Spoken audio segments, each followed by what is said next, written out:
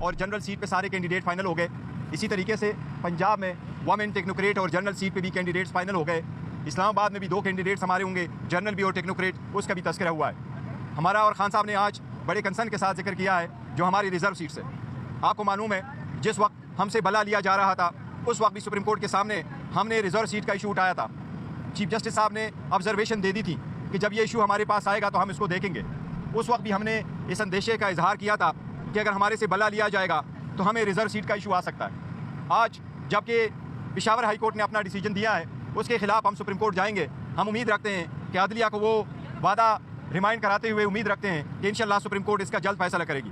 हमारा मौक़िफ़ यही है कि आर्टिकल 51 के मुताबिक किसी भी पॉलिटिकल पार्टी को उसकी जीती हुई सीटों से ज़्यादा सीटें रिजर्व सीट में से नहीं मिल सकती। इसलिए जो 80 सीटें ज़्यादा गई है जिसमें से 67 सीट्स वुमेन की है और 11 सीट्स नॉन मुस्लिम की है, जो हमें मिलना था, सुन्नी इत्तेहाद काउंसिल को मिलना था, उन सीटों का बहुत बड़ा इंपॉर्टेंट इशू है। हम उम्मीद करते हैं कि सुप्रीम कोर्ट ये हमारे हक़ में इसका फैसला करेगा। बार बार ये भी कहा गया कि क्या ये फैसला सही था या गलत।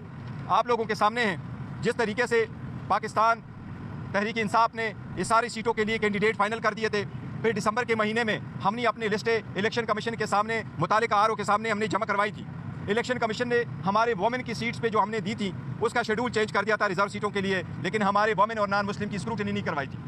बाद में जब बल्ला हमसे जाता रहा उसके तनाजुर में हमने फिर पहले से एक प्लान बी रखा हुआ था जो हमने आप लोगों के साथ शेयर किया था।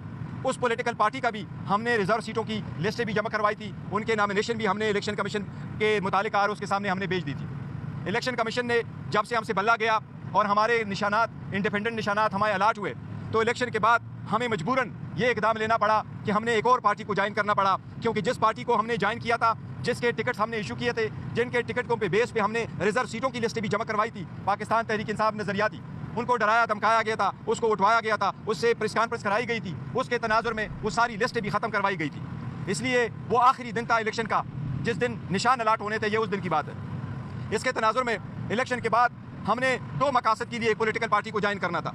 एक ये कि जो हमारे आज़ाद कैंडिडेट थे, जिनको डराया धमकाया जाता था, लालच भी दी जाती थी और फिर उनसे पार्टी चेंज करवाई जाती थी, कुछ कैंडिडेट के साथ जब ऐसा हुआ तो हमें यह खदशा हुआ कि बाकी को भी के साथ ऐसा सलूक रखा जाएगा। तो हमने पॉलिटिकल पार्टी को 2 मकासद के लिए ज्वाइन करना था। एक ये कि हमें रिजर्व सीटें मिले, दूसरी ये कि जो हमारे इंडिपेंडेंट कैंडिडेट्स हैं उनके साथ हमें प्रोटेक्शन मिले और मजीद इसकी डिफेक्शन हमारी पार्टी से ना हो।